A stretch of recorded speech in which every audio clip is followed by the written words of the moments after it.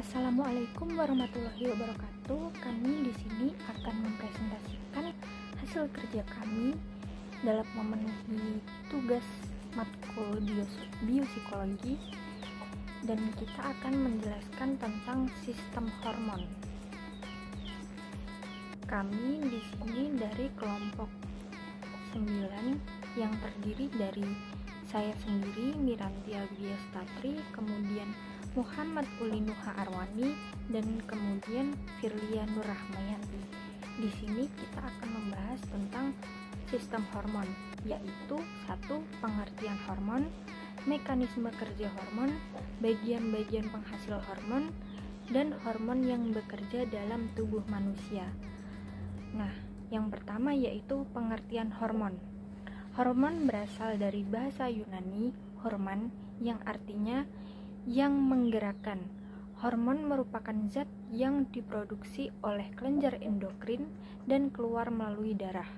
Hormon berperan sebagai penunjang hampir keseluruhan fungsi utama tubuh dan mempunyai efek tertentu pada aktivitas organ-organ lain dalam tubuh.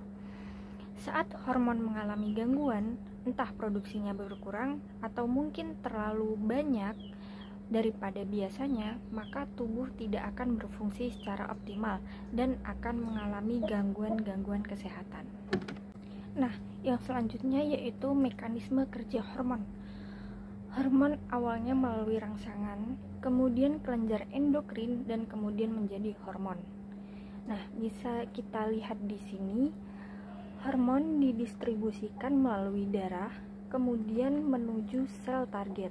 Sel target yang memiliki reseptor yang cocok untuk hormon akan berkombinasi atau berkaitan dengan hormon tersebut. Hormon akan mengeluarkan respon kepada target yang spesifik atau cocok.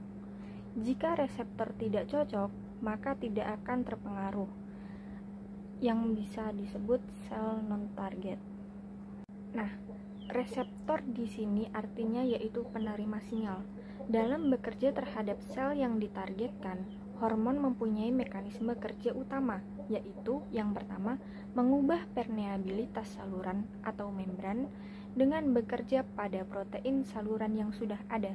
Yang kedua, bekerja melalui sistem pembawa pesan kedua untuk mempengaruhi aktivitas sel.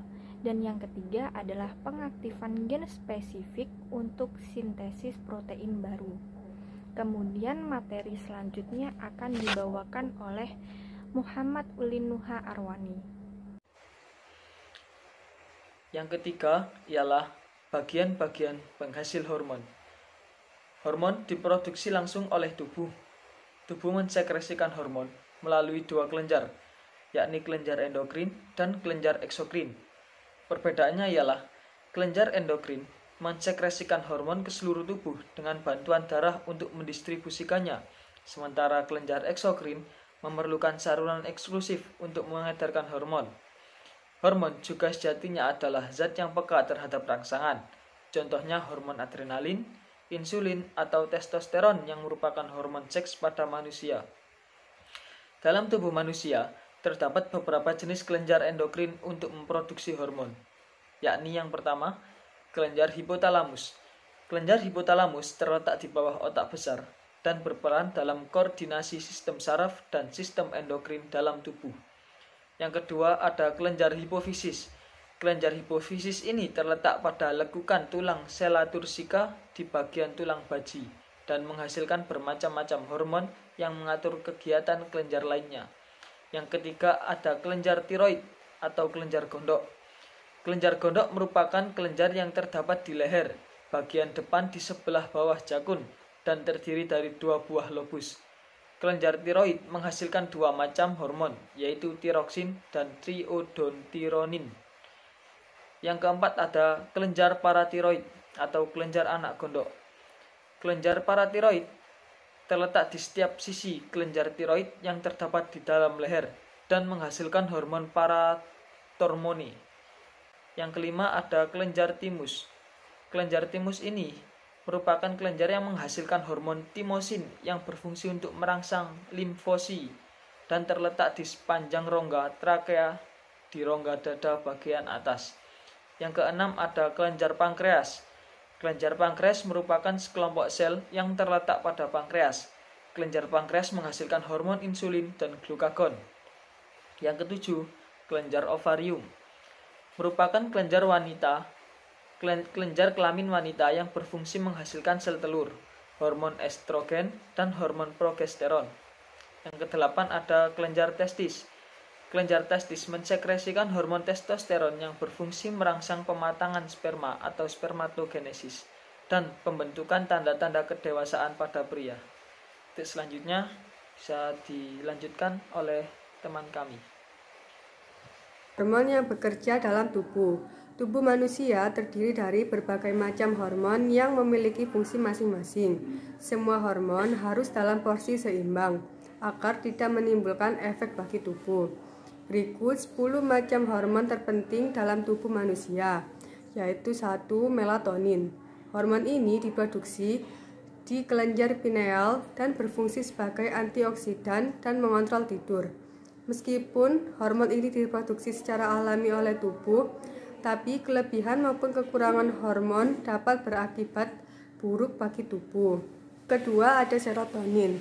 Hormon serotonin diproduksi di saluran pencernaan. Hormon ini berfungsi mengontrol mood atau suasana hati, nafsu makan, dan tidur.